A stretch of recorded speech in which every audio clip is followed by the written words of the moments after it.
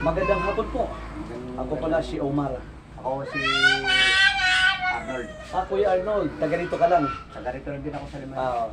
Ngayon naman, ako po ay alhamdulillah, ako ay nagpupuri at nagpapasalamat sa ating tagapaglikha, ang Allah subhanahu wa ta'ala. Ang Allah, ito ay pansariling pangalan ng lumikha. Kung mapapansin mo, ang mga iba't ibang sikta, relihiyon at denominasyon, sila lahat ay tumatawag sa Panginoon, God, Rab, Diyos, no? Creator. Pero ang pansariling pangalan talaga na original ay Allah. Kung mapapansin mo, si Jesus, marami siyang pangalan. Jesus sa Amerika, Jesus dito sa Pilipinas. Ang Jesus, Western name yan, Amerikano. Ang Jesus, parang Espanyol. Pero hindi mo ba na itatanong na bakit iba ang pangalan niya sa Amerika, Jesus, dito sa Pilipinas ay Jesus? At ito pa ang dapat nating malaman. Hindi siya Amerikano o Espanyol Hapon. Siya ay taga Middle East si Jesus. Ang pangalan niya doon na original ay Isa. Ang nanay niya si Maryam. Ano? Si Maryam, dahil sa mga ginawa ng ating mga nagpupunwaring mga scholar, binabago ang pangalan ni Maryam. Ginawa nilang Maria, Espanyol. Mary, Amerikana, Mary, di ba? Pero hindi ito karapat dapat gawin kasi nalalayo ang pananampalataya at pagkilala nila sa tunay na pangalan ng mga propeta at ina ni Jesus, si Maryam, di ba? So ngayon, nais kong ibahagi sa iyo ang kagandahan ng reliyong Islam. Ang Islam, ito po ay hinango sa salitang salam, na ang ibig sabihin ay kapayapaan. Total submission and obedience to the will of God Allah. Ganap na pagsunod pagsuko sa utos at batas ng Allah. Ang Islam, ito po ang aprobado at perpektong reliyon na binigay ng Diyos sa sangkatauhan. Sinabi ng Allah subhanahu wa ta'ala, Al-yawma akmaltu lakum dinakum wa atmamtu alaykum ni'mati wa raditu lakumul Islam madina. Arabic na salita siya. Sa English ay, This day I have perfected your religion for you, completed my favor upon you, and have chosen Islam as your religion. Sa mga araw na ito ay nilubos ng Diyos ng Allah ang paglingap sa atin. Ibinigay sa atin ang Islam bilang ating reliyon. Yun po ang reliyon ni Adan, Abraham, David, Moses, Jesus Christ at ng mga sahaba, mga disipulo. Iisa lamang po ang reliyon na binigay ng Diyos sa sangkatauhan. Ano itong ating nakikita, naririnig ng iba't ibang mga sikta reliyon? Yan po ay man-made. Gawa-gawa lamang ng mga tao. Kasi nakita nila na ang reliyon ay maganda. Maganda sa Islam. Dahil ito lamang ang reliyong binigay ng Diyos sa katauhan. Pero maliban sa Islam, itong sinabi ng Diyos ng Allah subhanahu wa ta'ala, وَمَا يَبْتَغِي غَيْرَ الْإِسْلَامِ دِينًا فَلَنْ يُقْبَلَ مِنْهُ وَهُوَ فِي الْآخِرَةِ مِنَ الْخَاسِرِينَ. Whosoever desire seek a religion other than Islam, it will never be accepted to him.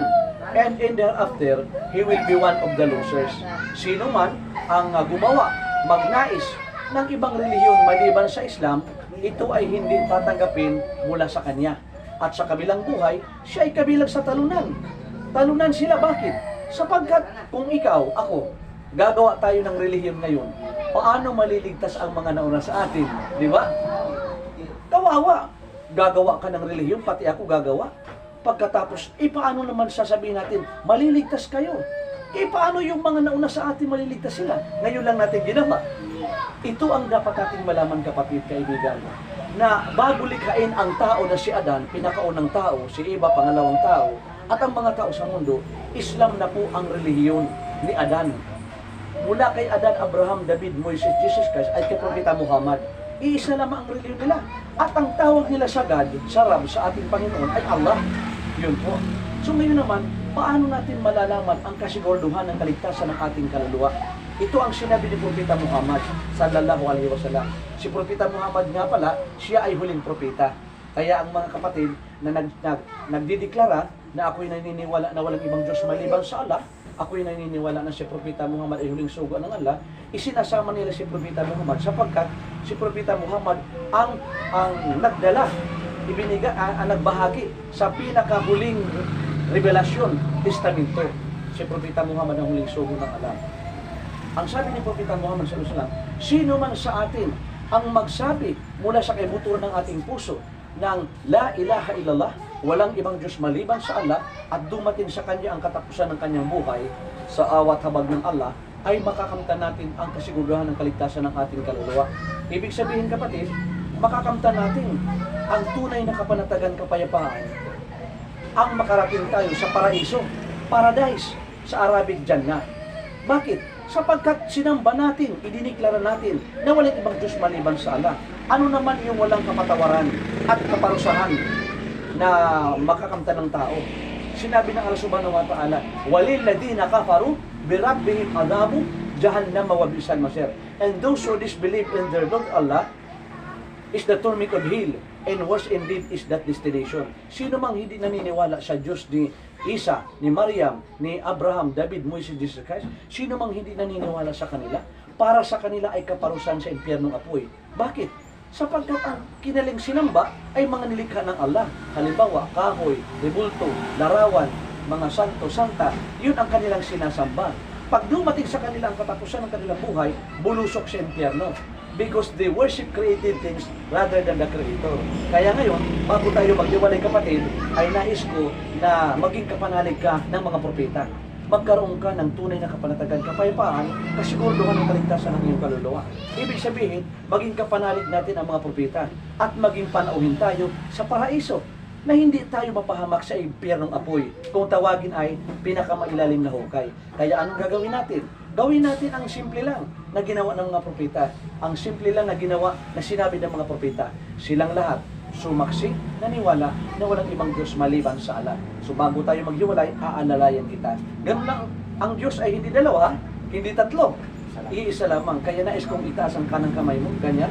Sabihin mo, Ashhadu an la ilaha illa Allah wa ashhadu anna Muhammad Rasul Allah.